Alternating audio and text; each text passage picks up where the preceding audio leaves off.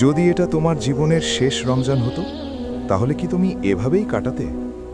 10 দিন চলে গেছে, 10টা ইফতার, 10টা তারাবি, 10টা সেহরি, কিন্তু একটা প্রশ্ন এখনো বাকি। তুমি কি আল্লাহর কাছে এক ধাপ এগিয়েছ? হয়তো তুমি ক্লান্ত, হয়তো ভাবছো সময় তো আছে এখনো, কিন্তু কে জানে আগামী রমজান তুমি পাবে কিনা। রাসূলুল্লাহ সাল্লাল্লাহু আলাইহি ওয়াসাল্লাম বলেছেন, ধ্বংস তার জন্য যে রমজান পেল অথচ তার গুনাহ ক্ষমা হল না। জামি আর তিরমিজি। এটা শুধু সতর্কতা না, এটা হৃদয়ে আঘাত।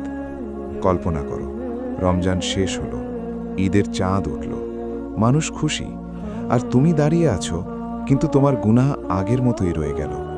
কেন এমন হয়? কারণ আমরা রোজা রাখি শরীর দিয়ে, কিন্তু তওবা করি না হৃদয় দিয়ে। আমরা নামাজ পড়ি তাড়াহুড়ো করে, কিন্তু আল্লাহর সাথে কথা বলি না। আজ ডে 10, এখনও সুযোগ আছে। রাসূল সাল্লাল্লাহু আলাইহি ওয়াসাল্লাম বলেছেন, যে ব্যক্তি ঈমান ও সওয়াবের আশায় রমজানে রোজা রাখে তার পূর্বের গুনাহ মাফ করে দেওয়া হয়। সাহিহ বুখারী, সাহিহ মুসলিম। মানে শর্ত আছে, ঈমান, নিয়ত, সওয়াবের আশা। আজ রাতে যখন সবাই ঘুমিয়ে যাবে, লাইট বন্ধ করে দাও, চুপচাপ বসো, কাউকে দেখানোর জন্য না, শুধু আল্লাহর জন্য। বলো, হে আল্লাহ, আমি অনেক ভুল করেছি, কিন্তু আমি ফিরে আসতে চাই। হয়তো তোমার চোখে পানি আসবে না, কিন্তু হৃদয় যেন নরম হয়, কারণ আল্লাহ অশ্রুর পরিমাণ দেখেন না, তিনি দেখেন সত্যতা। রমজান চলে যাচ্ছে, সময় কমছে, কিন্তু দরজা এখনো বন্ধ হয়নি। আজ সিদ্ধান্ত নাও, এই 10 দিন যেমন গেছে, পরের 10 দিন তেমন যাবে না। আজ থেকে বদল শুরু। এই যাত্রা আমরা একসাথে করব, প্রতিদিন এক ধাপ, প্রতিদিন এক সংশোধন।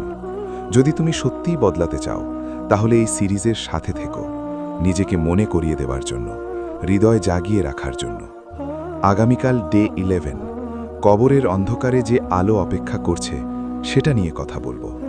সাথে থেকো, হৃদয় খোলা রাখো, আর মনে রেখো, আলোর পথে ফিরতে কখনো দেরি হয় না। যদি এটা তোমার জীবনের শেষ রমজান হতো তাহলে কি তুমি এভাবেই কাটাতে? 10 দিন চলে গেছে, 10টা ইফতার, 10টা তারাবি, 10টা সেহরি, কিন্তু একটা প্রশ্ন এখনো বাকি। তুমি কি আল্লাহর কাছে এক ধাপ এগিয়েছ?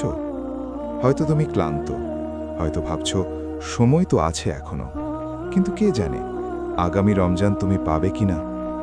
রাসূলুল্লাহ সাল্লাল্লাহু আলাইহি ওয়াসাল্লাম বলেছেন, ধ্বংস তার জন্য যে রমজান পেল অথচ তার